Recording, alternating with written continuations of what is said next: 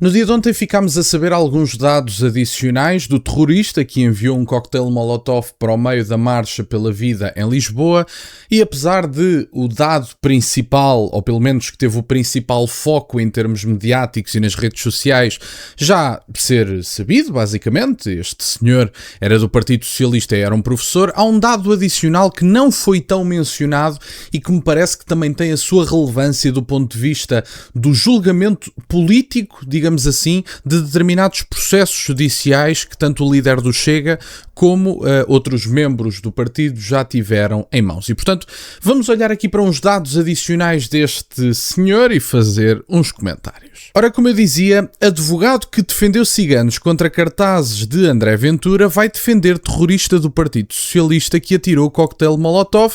À data da gravação deste vídeo, eu creio que a militância deste senhor já foi suspensa e dizem os próprios que assim que seja concluído o processo, com toda a probabilidade vai significar a expulsão do partido, se verificarem os factos que têm dezenas de testemunhas e, portanto, não creio que haja outro caminho, a não ser que a justiça em Portugal seja podre, que é isso que eu acho que é, mas esperemos que desta vez haja justiça. Bem sei que são raras as vezes, mas que haja justiça.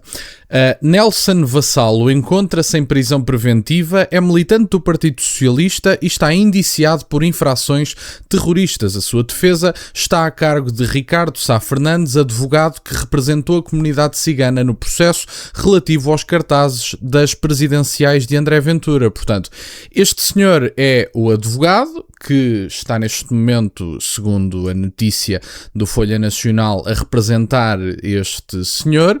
E diga-se de passagem, eu tenho algumas críticas quase que morais e éticas do ponto de vista das pessoas que, no caso de exercerem advocacia, olharem para um caso como este, que tem dezenas de testemunhas, um caso que, evidentemente, na prática está basicamente...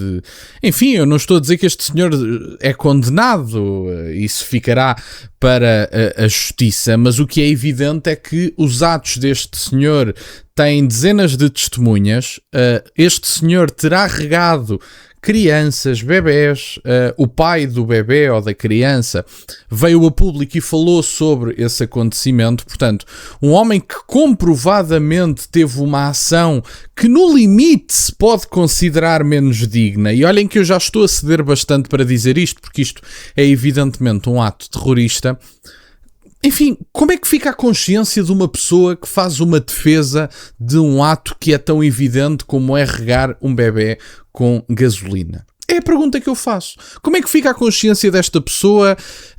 O que é que este senhor tem a dizer publicamente do ponto de vista da sua moral, da sua ética? Isso conta para alguma coisa para esta pessoa ou não? É que aparentemente gosta de casos políticos que defenda as agendas da esquerda portuguesa. Portanto, agora está a defender um militante que terá arremessado um coquetel Molotov para cima de pessoas, algumas dessas pessoas bebés, e antes estava a defender a retirada de cartazes porque uma determinada minoria, coitadinhos, ficam ofendidos. E, portanto, se é esta a utilidade deste advogado, permita-me que lhe diga, na minha consideração pessoal, daquilo que é a minha avaliação da sua atividade, eu considero um homem que não é decente, uma figura que não é decente, porque presta-se a defender pessoas e a defender determinados casos que, enfim, têm no mínimo muito a desejar. Bem, sei que são casos mediaticamente visíveis, digamos assim, que têm muita amplitude mediática, mas caramba, eu acho que não vale tudo para visualizações e para mediatismo. Acho que não vale tudo. Enfim, vamos ver aqui algumas informações. O homem suspeito de ter lançado coquetel Molotov contra a Marcha pela Vida em Lisboa encontra-se em prisão preventiva e está indiciado por crimes graves, incluindo infrações terroristas, incêndio e ofensas à integridade física. Segundo avança ao Diário de Notícias, o arguido Nelson Vassalo, de 39 anos, é militante do Partido Socialista e tem como advogado Ricardo Sá Fernandes. E outra pergunta que eu tenho para fazer é, quando nas televisões portuguesas se generalizam por todos os canais que são mais conhecidos em Portugal grandes mesas de debate em torno da violência da extrema-direita, em torno da preocupação com o aumento do discurso, porque há determinadas pessoas que não gostam das palavrinhas do André Ventura, não gostam das palavrinhas da Rita Matias, não gostam das palavrinhas de outro deputado qualquer que diga coisas que genericamente incomodem às televisões portuguesas.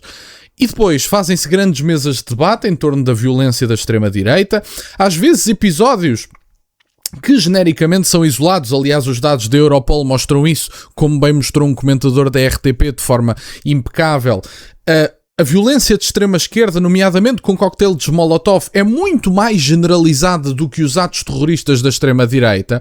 E, de repente, generalizam-se mesas de debate nas televisões portuguesas. Falamos da extrema-direita, o aumento do discurso, a problemática da violência da extrema-direita. Agora, o militante do Partido Socialista, nem o secretário-geral do Partido Socialista foi questionado sobre a atuação. Bem sei, e em abono da verdade, que este militante já foi suspenso levando em consideração este caso. Mas porquê que os jornalistas não andaram como rafeirinhos, como gostam de andar na Assembleia da República, quando um ex-candidato atrás do sol posto a uma junta de freguesia que ninguém conhece, perdoe-me dizer isto desta forma, um ex-candidato do Chega em 2021 nas autárquicas, sabe Deus de quando, numa junta de freguesia atrás do sol posto, é o ex-candidato do Chega, e perguntam, André Ventura, como é que seleciona as pessoas? Não tem critério? Porquê é que selecionou uma pessoa destas para uma candidatura em 2021 lá na junta de freguesia que ninguém sabe onde é que é? E André Ventura responde, bom, mas eu já o despachei do partido. José Luís Carneiro não é sequer questionado sobre isto. Bem sei que já o suspendeu, mas acho que José Luís Carneiro, enquanto secretário-geral do Partido Socialista, poderia pelo menos responder sobre o que é que vai fazer em relação à militância do partido.